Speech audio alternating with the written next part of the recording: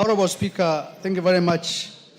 Honorable Speaker, I want to bring to the attention of this House something of national importance that has been happening in the last 2 days.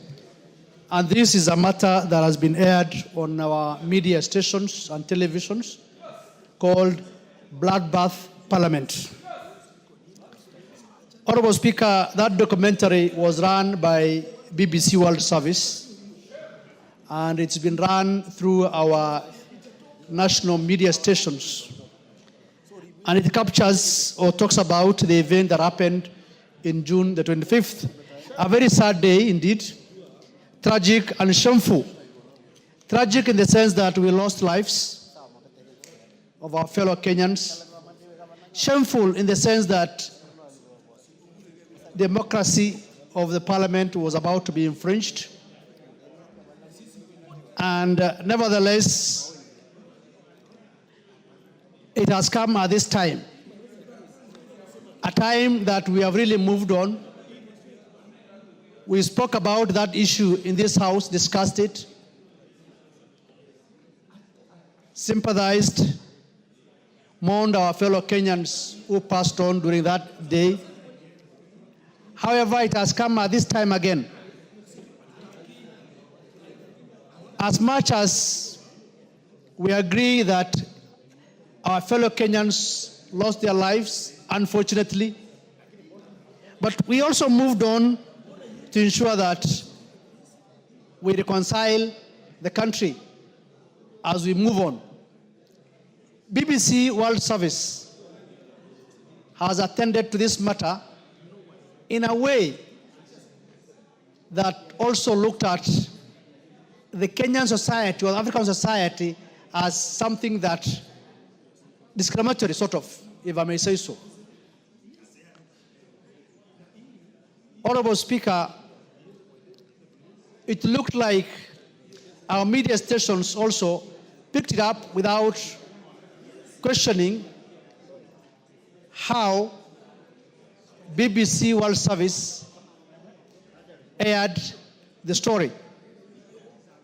It happens world over. People are killed, our people are killed, we sympathize, we moved on. Even world over. Remember, there was the same issue or similar in Capitol Hill. BBC World Service never took the opportunity to say something. It happened in London, they never said it. It happened in many Western nations, they never said it.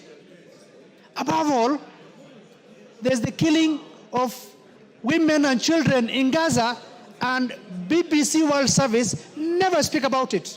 Unfortunately, where 50,000 have been killed so far, especially women and children by a country. They never cover those things. So I think the timing of that report, and it comes at a time when IPOA and other executive agencies are doing an investigation, and they never shared that with them. Let us not subjugate or discriminate against our own agencies that we think are doing their jobs. It's a matter of us saying, let us ensure that they have capacity to do their job. But let us not clap hands for foreigners who always come and say, this is wrong, what you're doing. Pointing fingers at whatever we do. BBC is a world-renowned station, media station. They have never talked about the genocide that is happening in Gaza, and yet it's a world service.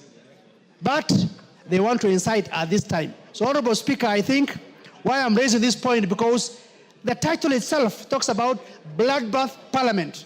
They should have talked about the protests that happened that day in Kenya or Nairobi, but they chose to use the term Bloodbath Parliament.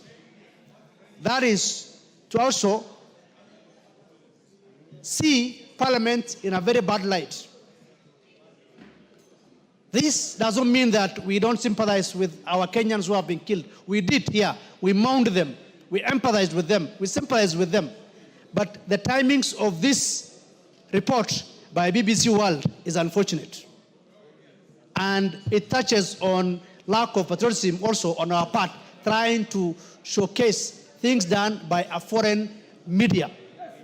I want to take on BBC World. Please go to Gaza and report also what is happening in Gaza as well. Honorable Speaker, I wanted to bring that to attention of the House so that they are also aware that this is a national matter that is happening in our soil.